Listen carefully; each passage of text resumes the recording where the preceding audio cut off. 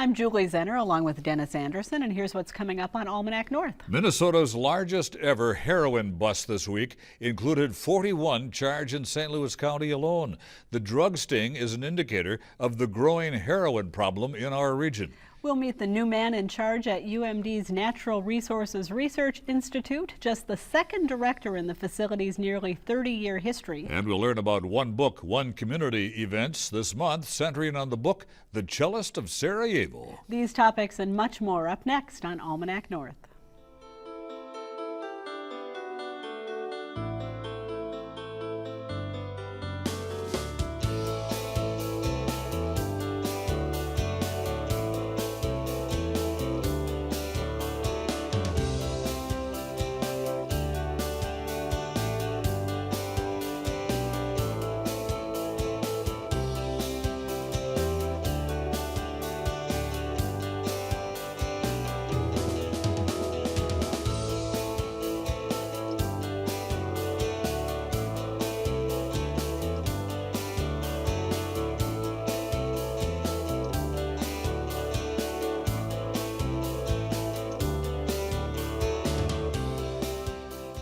Hello and welcome to Almanac North. Thanks for watching. Denny, a big drug bust this week spurred our first topic tonight. Actually, that drug bust included dozens of arrests, many of them right here in this area. Significant problems, yes. And we've got some good guests lined up, so let's get started. Absolutely do. Thank you very much, Julie. Welcome, everyone.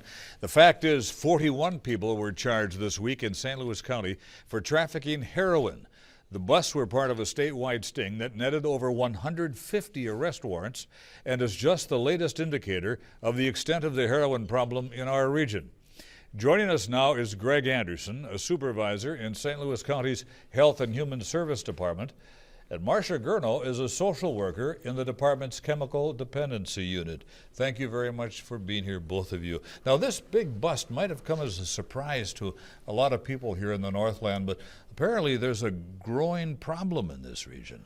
Yes, it definitely is. And we've been, St. Louis County and the community have been trying to address this, for over the past year. Mm-hmm. Back in late 2012, the Minnesota Department of Human Services, along with the Department of Public Safety and the Minnesota Health Department, came up and addressed the Duluth community in an attempt to introduce what was called a Minnesota strategy to address and deal with substance abuse. And through that meeting, a number of entities got together and got an opportunity to meet. And as a result, we ended up starting a work group, which is called ORS, which is Opioid Abuse Response Strategies. And we have a large number of community members, or I should say agencies together, working together to try to put strategies together to not only address the current problem, but also try to develop some prevention entities along the side to help curb the situation. Mm-hmm. Marcia, we were talking a little bit before we went on the air, and it sounds like you have been in this business for a long time, and that you've really seen an uptick in the number of cases involving heroin just in recent years. That's true. I come from a child protection background. I did 23 years in child protection, and then I did a couple of years in long-term care. And during that entire time, I can count on one hand how many families I worked with that were impacted by heroin in our community in the Twin Ports. And that changed, I want to say maybe a couple of years ago. In my work now in the Chemical Dependency Unit, I'm a assessor for adolescents. And then I also do pre-petition screenings for civil commitments due to chemical dependency and case management. And even as just a couple of years ago, a few years ago in 2010, when I started doing the adolescents, for example, there's a checklist we go down and ask about substances, and I'd ask about heroin, and the kids would be, oh gosh, no, I don't do that. It was considered such a hardcore drug. Mm-hmm. And that's changed. I'm seeing adolescents now, 14, 15-year-olds that are using heroin. Really? And that's obviously very concerning. Also, the civil commitment process, in probably 8-9 years ago, it was primarily the chronic alcoholics, physical health issues resulted in civil commitment. Greg, where's all this heroin coming from? Well, basically it sounds like it's coming from the country of Mexico. And this has been a transition piece. Back in the late 2000s, 2010, 2011, that area, the community was dealing with rampant abuse of prescription medications. Well, actions have been taken to kind of curb access to that, and as a result, the market has opened up for heroin. And with the opening of that market, the substance has been coming into the community at alarming rates, as evidenced by the events of yesterday. Do you think that there's also been an increase in heroin use because of the crackdown on the synthetic marijuana and those substances in town, or are those really different I don't groups? see the connection. I'll tell you why. The synthetics mimicked stimulants and marijuana. They did not have a synthetic product that I'm aware of that was being sold that mimicked the opioids. That's where that was the pain medication, as Greg indicated, that started that trend. People getting addicted to prescribed medications, and then it starting to use illicitly the pain medication. So I don't see the connection with the synthetics and the. Marcia, a number of people have been hospitalized right here in Duluth. I'm not even sure how to ask the question. Are there different cuts of heroin? Well, I some think are really terrible for you? Correct. We don't know what's in it. I mean, the people using it don't know the potency of it. The other issue is it can cause many biomedical complications. We're seeing people in the ER, not just with overdoses, which obviously is life-threatening, but we're also hearing and interviewing and coming into contact with people in the ER with abscesses due to injections from injection sites, the cellulitis, and other risks would be the hepatitis, HIV, multitude of medical complications related to IV use. Also respiratory, smoking heroin is common among a lot of young people. We're seeing drug-induced asthma, upper respiratory infections. People ending up in intensive care intubated because of respiratory arrest. So who's being arrested? Users, suppliers? I think a combination of both. What's the impact on the family units that are involved? think When you've got one or both parents who are addicted to heroin, that has to be very traumatic. The impact on children is devastating. I mean, we have the monetary impacts, the impacts to the addict themselves, but the impact on children is devastating. In St. Louis County alone, I think the most recent statistics we have in 2013, 32% of kids placed in out-of-home care were placed due to drug abuse by parents. That doesn't necessarily include the alcohol abuse. The state differentiates between drug abuse and alcohol abuse as it impacts children. We also have parents that have abdicated their role as parents because of their heroin addiction. So what kind of treatment is available for heroin users? There's a wide variety. The state of Minnesota has a wide variety of treatment options available. It's important for us or assessors working with individuals dealing with treatment to get a true and accurate assessment, get clear and detailed information, and from that, then the assessor can work with the individual and sometimes family to find the most appropriate location or treatment for them. Now, you mentioned the ORS group that was kind of a broad-based, region-wide effort to develop some strategies. Have any effective strategies come out of that, or what are you seeing? Well, through the development of the ORS group, the St. Louis County Board of Commissioners early in 2014 developed a prevention and an intervention initiative, which basically is adding 4 social workers to the Public Health and Human Service Department. And their goal or their objective is to do public education training to the medical community, to schools, other human service agencies. The social workers are also going to be working very close with our Family and Children's Service Division and also mental health to assist and support them in providing services to individuals dealing with these issues. Yeah, Marcia, Gurno, Greg Anderson, thank you so much. Thank you. Appreciate You're it. welcome. Thank you.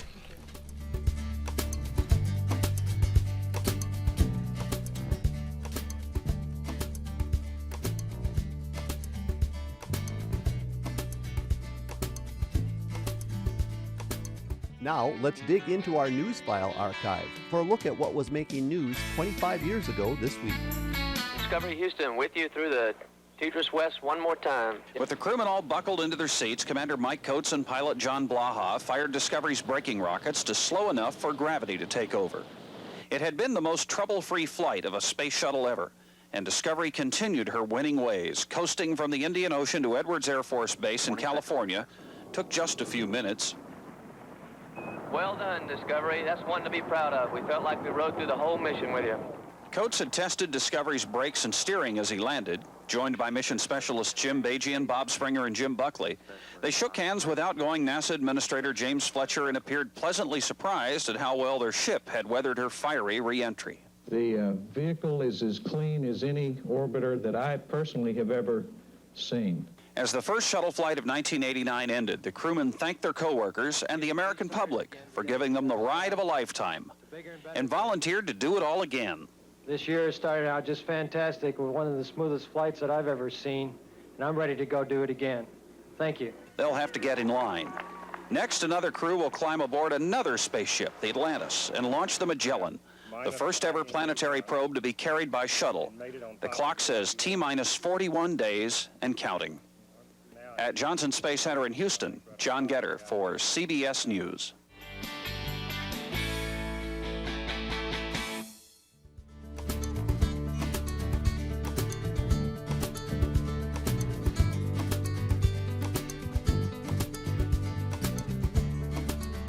UMD's Natural Resources Research Institute was born as a response to the recession of the early 1980s.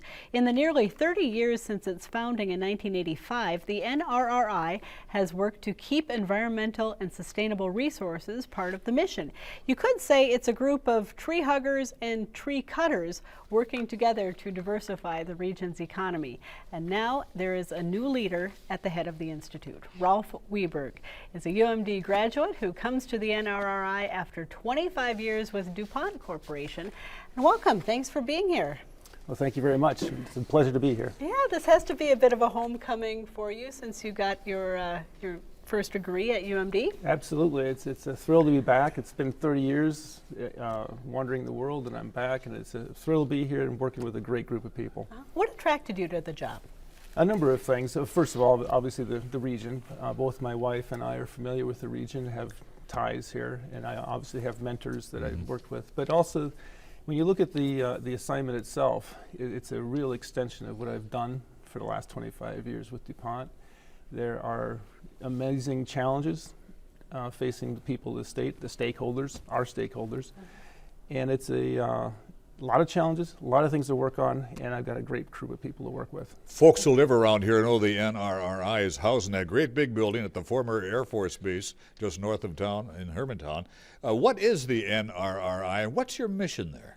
Well, let's describe that as it's a applied research facility. And what does that mean? What does that mean? Applied research. That's research that takes science and technology that we understand today and learns how to apply it so it's applicable and usable and products. And who uses solutions. it then? Local industry and even Local, regional industry? It can be local industry. It can be planners that might be building a road, for example. It can be how to take advantage of natural resources that we, instead of the way just cutting down a tree, what are the other parts of the tree that we can use to diversify that particular industry, for example. Are there certain areas of research that you're particularly interested in that you might want to direct things in that direction? Interesting, yeah. Working with DuPont, I worked with many different technologies with many multidisciplinary teams, and my most recent has a lot to do with composites, which we use composites for skis to automobiles. When you look at some of the raw materials that are accessible to what we're doing at NRRI and with raw materials in this state, whether you're working with wood products or frankly mineral products, a lot of these are raw materials for some pretty exciting future composite work. So that's one thing I'm looking forward to doing. But with what we've got right now on the front burner at NRRI, there are many interesting applications that have direct impact on a lot of the questions and debates going on in the state of how to access and use natural resources and what do we do before and after. You've been on the job for 2 weeks. You're only the second executive director of NRRI. Any changes coming? Well, Mike Loddick did a fantastic job of putting something together that's a wonderful foundation for moving forward. And as you look at technology, we've all been used to the iPhones and our smartphones changing every 2 to 3 weeks, and we can't do without that next thing.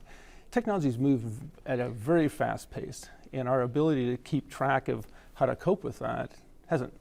So when you look at the challenges sitting in front of us, learning how to use our natural resources, build new products, at the same time as we learn how to protect our environment that we all enjoy and love and live in, those are providing more and more challenges and deeper understanding of the overall problem, the holistic treatment of what we're working on.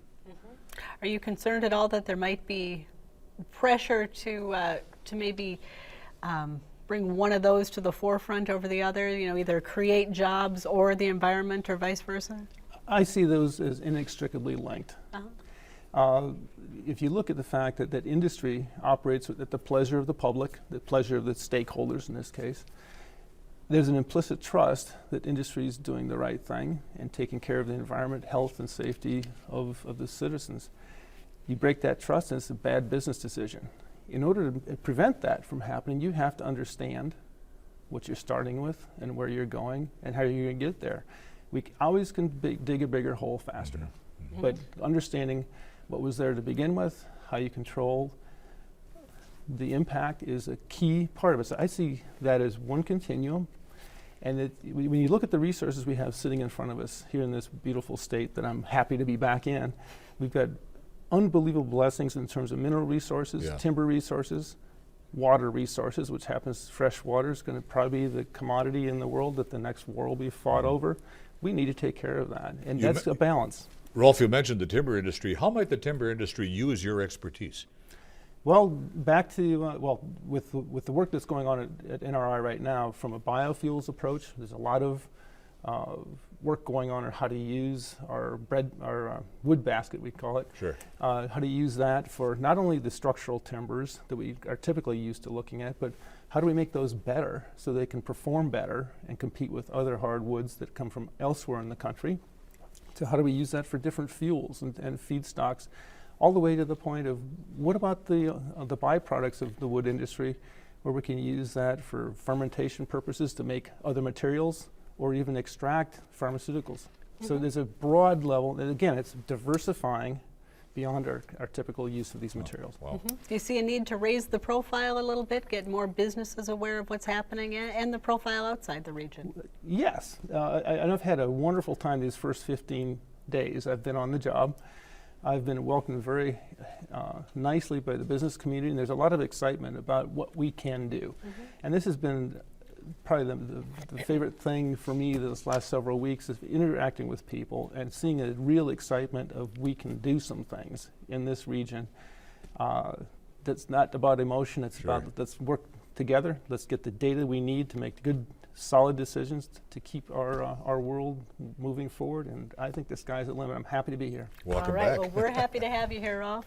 I'm sure we'll have you back again. I would look forward to that. I'd be happy after 15 days, or maybe another 15 days, I'll have even more to tell you about. So All right, sounds good. Thank you. Thank you, Rolf.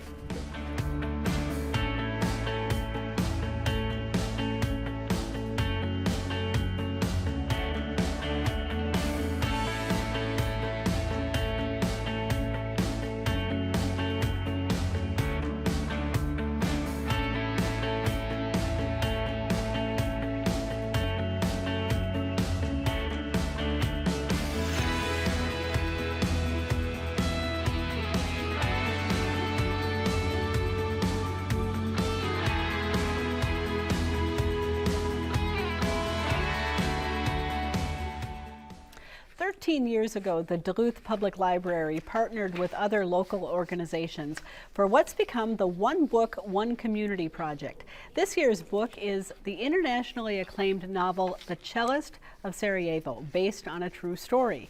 The cellist in the story plays music in the streets of war-torn Sarajevo in defiance of those who were intent on destroying it. This week, author Stephen Galloway was in town for a reading, and there are more events next week. So joining us with more is Carla Powers, manager of the Duluth Public Library. And welcome back, Carla. Thank you. Thanks for having me. Always good to have you here. What's the goal of the One Book, One Community event each year? Basically, it's the idea of bringing the community together, friends and neighbors who might not talk to each other every day, and giving them a common book, a common kind of train of thought and thing to talk about. It's sort of the idea of making the community into a big book group where there's rich conversation among lots of different people. So Carla, does the Duluth Library pick the book that they're going to use, or are there a number of libraries that kind of get together and decide? There's a group of people that pick the book, and there are a couple of other libraries in the region that are also involved. The Cloquet and the Virginia Public Library are partners with us as well. So it's more of a region-wide read. Sure. Talk a little bit about the Cellist of Sarajevo, because there may be many people who aren't familiar with the book or the story. Okay, it was based on a real person who played his cello in the streets of Sarajevo during the siege, during the Bosnian War. He played in the rubble of abandoned buildings. And in the book is fiction. It's based on this person, but it's a work of fiction. And in the book, the cellist witnessed a mortar attack that killed 22 people who were waiting in line for bread. And he decides to play his cello every day at the same time for 22 days to, as an act of protest and in their memory. There are other characters in the book, 3 other characters who are kind of drawn into the orbit of the cellist. And really the book follows the day-to-day lives of these folks as they live with limited access to electricity, scarce food, water is very difficult to come by, and there are snipers who are randomly shooting people as they cross the street. Now, Carla, the library is bringing 6 different events to the Northland, one of which was the author's visit. What else might be taking part? Right, we're kind of in the middle of it. So some of the events have already taken place, but there are a couple of actually really exciting ones coming up. One is a photo exhibit at the Duluth Art Institute. It's an exhibit of women protesters called the Women in Black, and they were protesting Serbian aggression during the in the former Yugoslavia. Sure. That will be open next week through Monday through Thursday. There's a reception on Tuesday at 5:30 at the depot, and that's free of charge for anyone to come in and come to the reception or come to the photography exhibit. And we also have a Reader's Theater production, which will be happening on Saturday, the 25th of April. And that's going to be directed by Cheryl Scafty. It involves local actors, and that will be at Teatro Zucconi. Now, other than just the enjoyment of a good story and a good read, are there lessons that you see people in our region could really take away from this story? There's a lot to this story, and the book itself it's not a gritty graphic war novel, but it's more about the resilience of the human spirit in times of great difficulty when civilization as we know it has kind of broken down, and how people can come together, work together, and kind of transcend the circumstances that they find themselves in.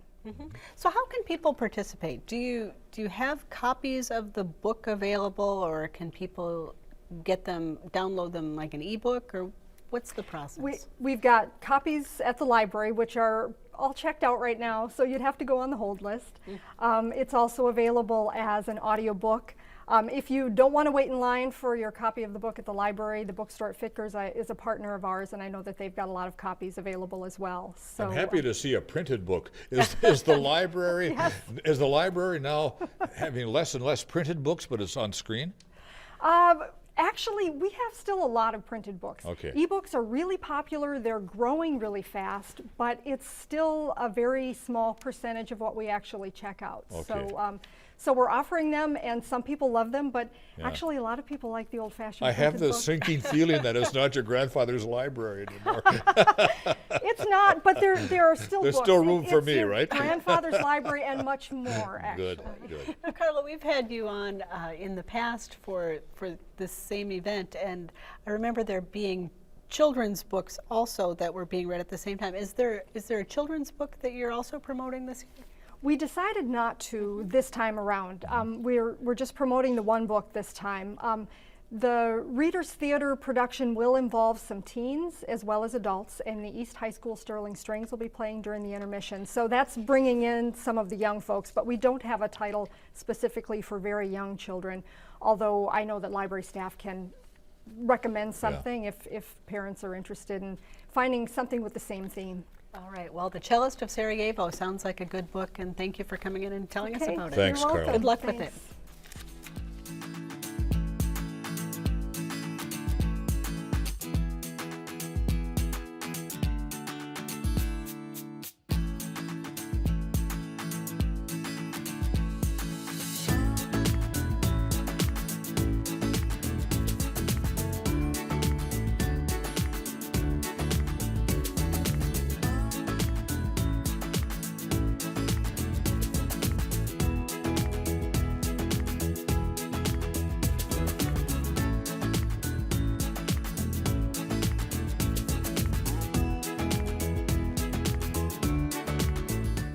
It's time now for the week's business news from Business North. A downtown revitalization specialist believes it's not too late to breathe new life into Superior's core business district.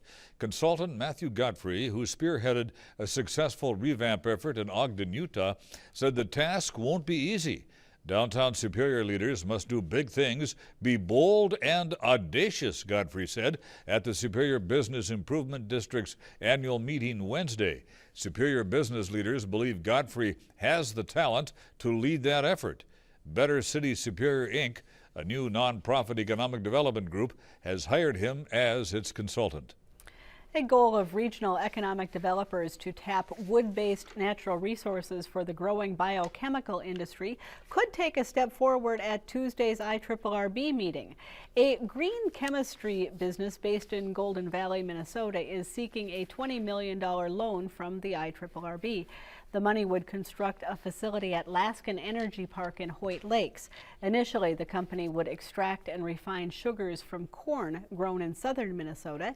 It would transition by 2018 to extracting sugars from about 90,000 cords of wood harvested each year in a 7-county area.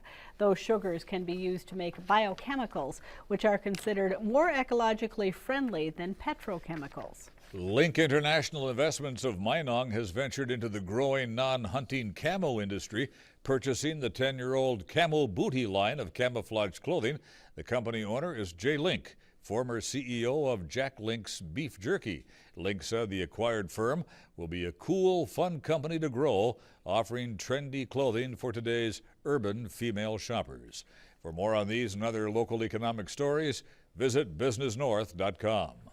And if you have a comment about this week's show, give us a call. Dial 218-788-2849 to leave a message, or send an email to almanacnorth@wdse.org. You can also visit the WDSE website for the latest updates on your favorite PBS programs, news and special events here at the station, and a complete schedule of programming. And Denny, I want to wish you and all of our viewers a very happy Easter weekend if they celebrate it. And I want to wish you and your family a happy Easter too, and of course all of our viewers as well. Thank you. Thank you. Thank you. For Denny and the crew here at Almanac North, I'm Julie Zenner. Have a great weekend.